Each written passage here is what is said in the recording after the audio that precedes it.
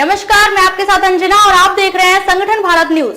आइए शुरुआत करते हैं आज की खास खबर से। दिशा सालियान केस में आदित्य ठाकरे का नाम सबसे ऊपर, संजय निरुपम का बड़ा आरोप। एक्टर सुशांत सिंह राजपूत की मैनेजर दिशा सालियान की मौत के मामले में शिवसेना नेता संजय निरुपम ने बड़ा बयान दिया है। उन्होंने कहा कि इस केस में आदित्य ठाकरे सबसे बड़ी दोषी हैं।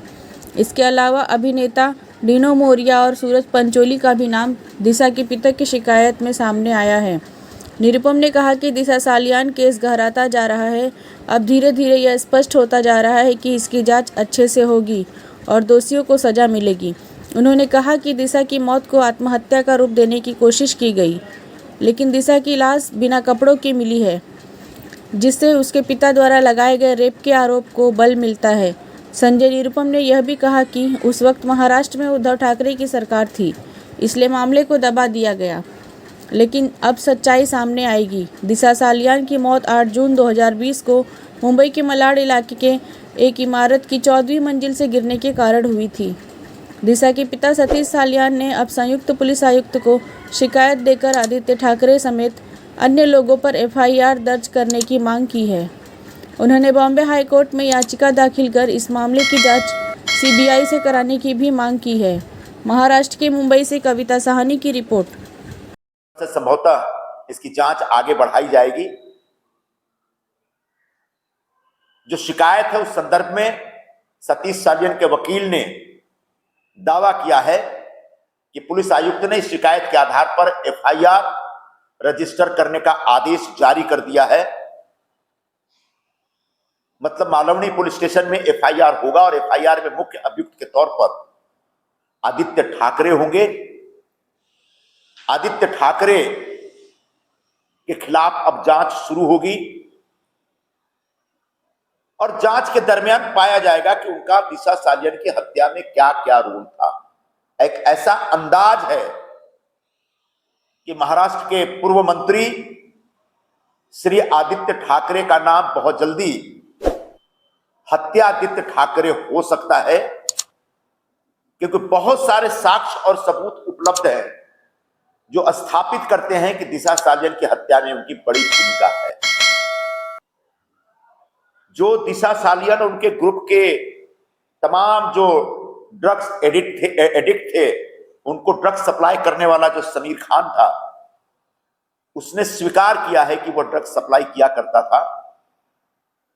उसने यह भी स्वीकार किया है कि कोई एक तरह का वीड है जिसको लेने की आदत आदित्य ठाकरे को भी है। ऐसे आदित्य ठाकरे शिवसेना के नेता हैं, महाराष्ट्र का नेतृत्व करने का ख्वाब देखते हैं, दम भरते हैं। ऐसे आदित्य ठाकरे के संदर्भ में विधानसभा में जो प्रश्न उपस्थित हुआ है वह गंभीर है, क्योंकि बीड़ में जब एक सरपंच की हत्या होती है तो उसकी हत्या करने वाले उस इलाके के, उस जिले के क्रिमिनल थे, अपराधी थे, जिन पर आरोप लगा। लेकिन उन आरोपियों से धनंजय मुंडे जो महाराष्ट्र के माजी मंत्री है, उनका भी संबंध है। इस आधार पर विपक्ष ने बार बार यह मांग की कि धनंजय मुंडे को रिजाइन कर देना चाहिए, राजीनामा देना चाहिए, इस्तीफा देना चाहिए। आखिरकार धनंजय मुंडे को इस्तीफा देना पड़ा। बिल्कुल उसी तरीके से दिशा सालियान के मृत्यु प्रकरण में जब इनके ऊपर एफआईआर होता है और जांच शुरू होती है, तो नैतिकता का तकाजा यह है उनको अपने पद से इस्तीफा दे देना चाहिए और जांच करने वाली एजेंसी के समक्ष एकदम निरपेक्ष भाव से उपस्थित होकर उन्हें जो भी कहना अपनी बात कहनी चाहिए।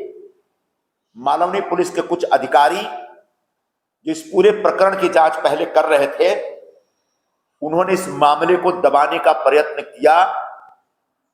उस समय की पुलिस, उस समय के पुलिस कमिश्नर, उस समय के पुलिस अधिकारी जो उस समय के शिवसेना और मुख्यमंत्री के बीच काम किया करते थे, उन सबके नाम इस शिकायत में हैं।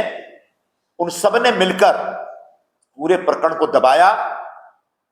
बार बार एक एसआईटी का जिक्र आता है, एसआईटी की जांच जारी है, बंद नहीं हुई है।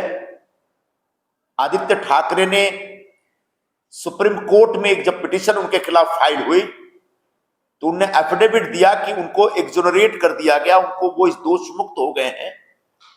उन्हें दावा किया कि सीबीआई ने उन्हें दोष मुक्ति दे दी है, क्लीन चिट दिया है, जबकि सच यह है कि दिशा सालियन मृत्यु केस में सीबीआई का कोई रोल ही नहीं है। सीबीआई इस मामले की जांच नहीं कर रही।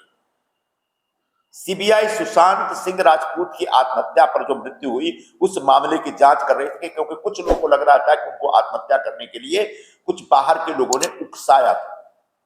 सीबीआई ने हाल ही में क्लोजर रिपोर्ट दी और स्पष्ट किया कि सुशांत सिंह राजपूत को आत्महत्या करने के लिए किसी ने उकसाया नहीं था। वो केस क्लोज हो गया, लेकिन उस केस का दिशा सालियन की मृत्यु के केस से कोई लेना देना नहीं। दो अलग अलग जांच चल रही है। तो आदित्य ठाकरे जी, जिन्होंने बार बार इस हत्या। खबरों में अब तक के लिए बस इतना ही। फिर होगी आपसे मुलाकात कुछ ऐसी खास खबरों के साथ। तब तक के लिए नमस्कार और देखते रहिए संगठन भारत न्यूज।